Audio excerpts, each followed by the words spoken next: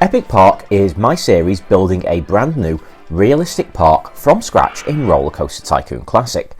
In recent episodes I completed the medieval themed area, and today I'm going back to one of the first areas I built, the Roman area. Why? Well, I feel this is a very lightly themed area compared to other parts of the park, so I'd like to add a couple more rides. First up, a gentle monorail cycles to take guests on a journey through some Roman themed scenery. I'll start with the track and then add the theming afterwards. It's a simple track, not too long. I don't need to worry about minimum stat requirements with this ride. I'll then use some Roman walls to fence the ride in, ensuring guests feel that they are in ancient Rome and aren't distracted by the distant sights of a medieval tower or monorail. After that, I add some Roman temples to give the impression of an indoor market hall, and some colosseums will act as track markers. I'll add some statues on plinths and some flowers to finish off the area so it's not just random scenery on grass. Once complete, I give the ride the name Roman Gardens and can get this one open. Alongside it, I want a classic ride, and inspired by Roman racers, a pre-built ride in the side friction coaster build menu, I decided to build my own side friction ride. These don't really exist anymore, but their classic look should work well in this area of my park. But first I'll need to create a bit more space by sending my monorail track underground. This transport ride is not yet open, but I'm building it as I go to ensure I don't forget to leave space for it and cause myself a headache later if I try and build it within a completed park. So a chain lift hill gets us up to a good height on the side friction coaster, but I'll have to be careful not to generate too much speed coming down, otherwise this ride type can become a major crash risk. So we'll drop down in installments and with wide turns where I need them, as again tight turns could cause a crash risk. Intertwined track should help my excitement rating, and once complete I will add some Roman theming to this as well. The tracks will also need a fresh lick of paint to fit the classic Roman style. Now let's test this ride out.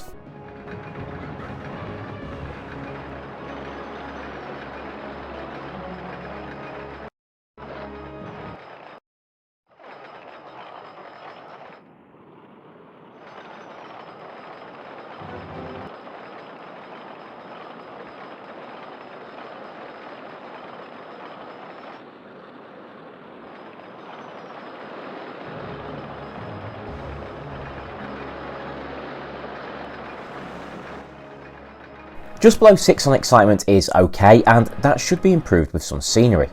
I'll add some Roman walls and roofs to create Roman buildings for the track, and as with the monorail cycles, I will fence the ride in within a walled area, and then it's ready for guests.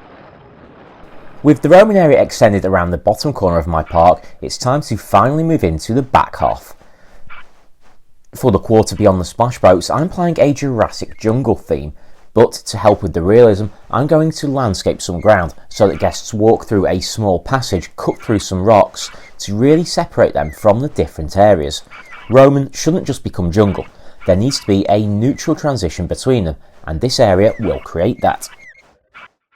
Once that's done, I can begin the painstaking task of adding a lot of jungle trees, which I'll place randomly throughout this area so that as guests emerge from the cliff passageway, they immediately know they have entered the jungle.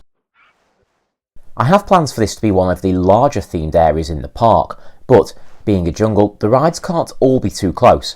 I'm not going for a jungle clearing here, more a large area guests walk through and come across rides as they wander through the trees. I'll create a small clearing for food stands and maybe a static ride or two, but first I'm adding this river rafts. I'm building it in empty space, but once the track is complete, I'll surround it by jungle trees and Jurassic theming to create a ride which meanders through dinosaur habitats.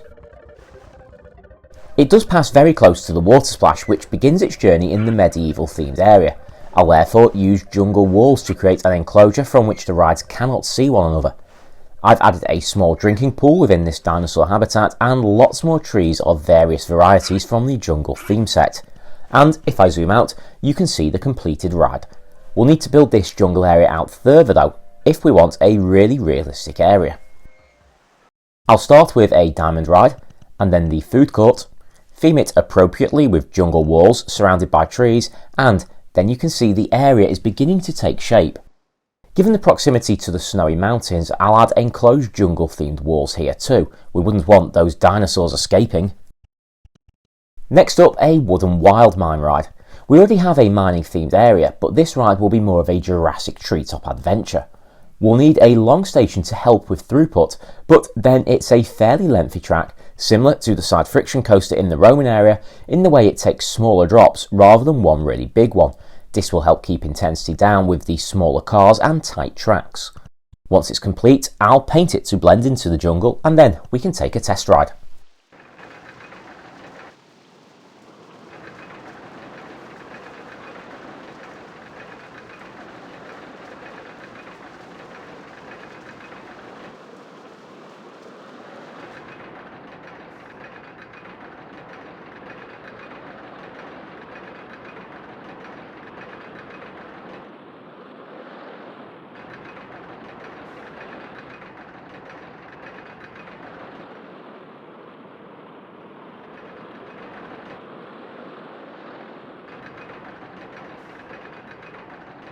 Have you spotted the issue here? I've got too many small drops and haven't got one big enough to hit the minimum stat requirements.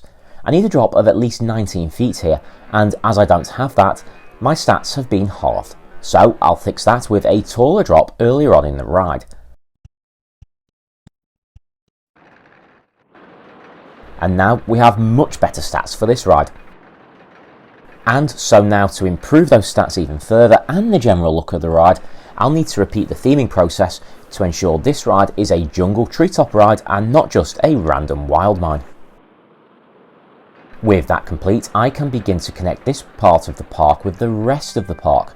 This is going to lead to some long walks for guests, so I'll need benches as well as some food, drink and toilets along the way. I'll add rides to these areas later on, but for now I need to ensure guests have a direct route to the new rides so they don't get lost and confused trying to find the one way in and out which currently exists from the Roman area. And as guests make their way across, I can test the other rides in this area and open the food stands. All that scenery, by the way, has taken the mine ride above 7 for excitement, while the river raft comes in at just above 3.2. Now that path around my central lake is fully open, I can have the steam train I built some time ago finally operate too. I didn't open it earlier as I didn't want guests getting off in closed areas of the park and trapping themselves unable to get back to the parts of the park which are open already. With guests struggling for funds, I'm adding cash points in various places throughout the park, and I'll need handymen to cover these newly opened path sections. And with those bits of housekeeping done, it brings me to the end of this delayed but slightly longer Epic Park video. I'm always keen to hear your feedback on this park, so let me know your thoughts in the comments. Next time I'll be revisiting the lakeside area to complete that inner circle of the park before I finally get to work on the final areas and hopefully get very close to completing this park.